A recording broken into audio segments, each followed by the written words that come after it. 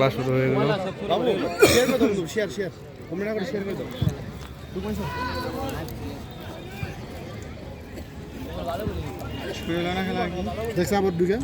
পুকুরিয়া বনাম দাঁতপাড়া মাত্র খেলা শুরু হয়ে গেল। বন্ধ করেছি মোবাইল, তাও থাকে না। বাবা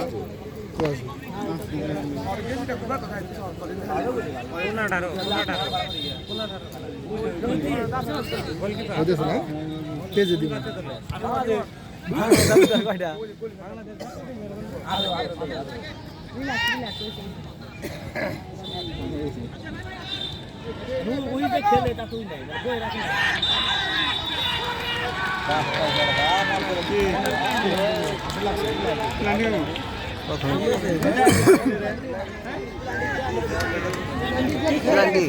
পিলান্ডি হয়ে গেল।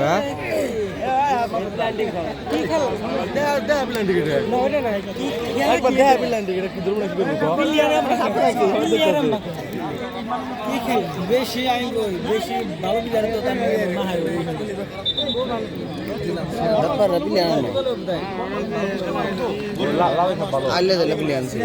দাঁতপাড়া বনাম পুকুরিয়া মাত্র পিলান্টিক হয়ে গেল দাঁতপাড়াদের।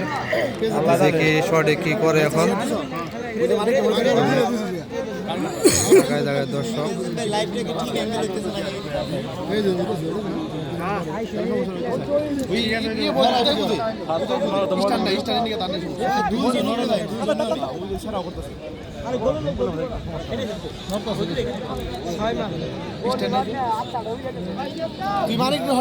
ভিডিও করো না খারা করে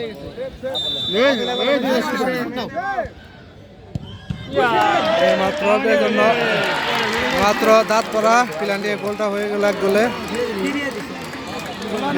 সেটা দিয়ে দে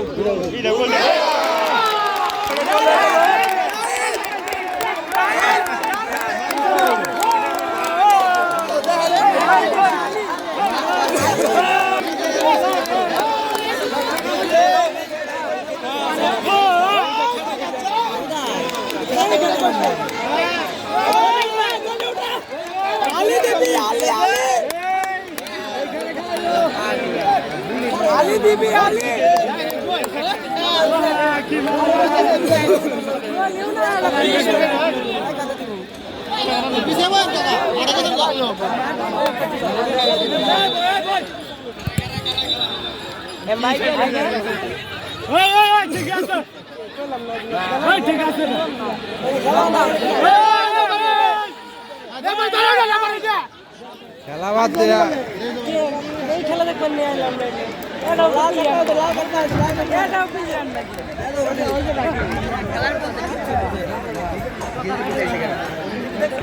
আজান এবং নামাজের সময় আমরা মাইকে কথা বলিনি, তারপরে একটু উত্তেজনা,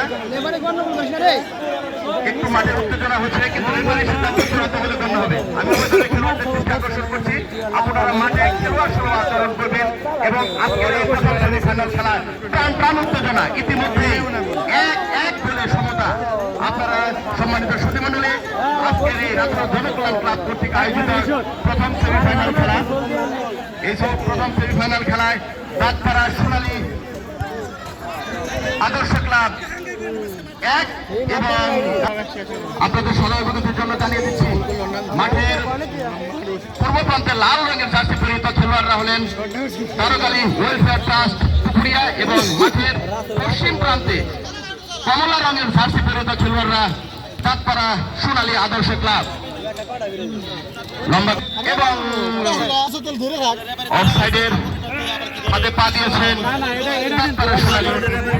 সোনালী আদর্শ ক্লাবের খেলোয়াড়রা।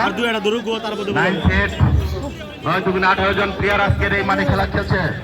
উদ্দেশ্য সতীর্থ খেলোয়াড় লম্বা করে বাড়িয়েছেন, প্রথমার্ধে প্রায় এলোমেলো বিক্ষিপ্ত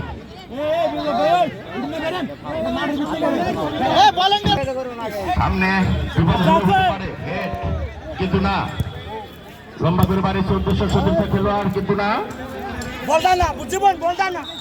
এবং রেফারির বাঁশি ইতিমধ্যে আমরা দেখেছি তারকালী ওয়েলফেয়ার ট্রাস্টের একজন খেলোয়াড়ের বারে মারে পেনাল্টি ছিল।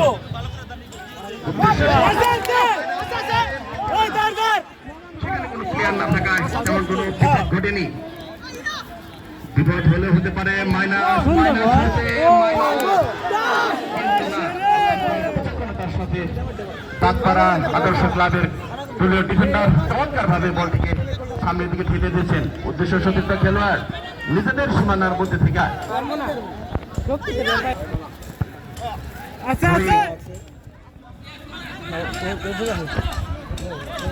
ঠিক আছে গোলকিপার চলে গেল সাইড লাইনের বাইরে।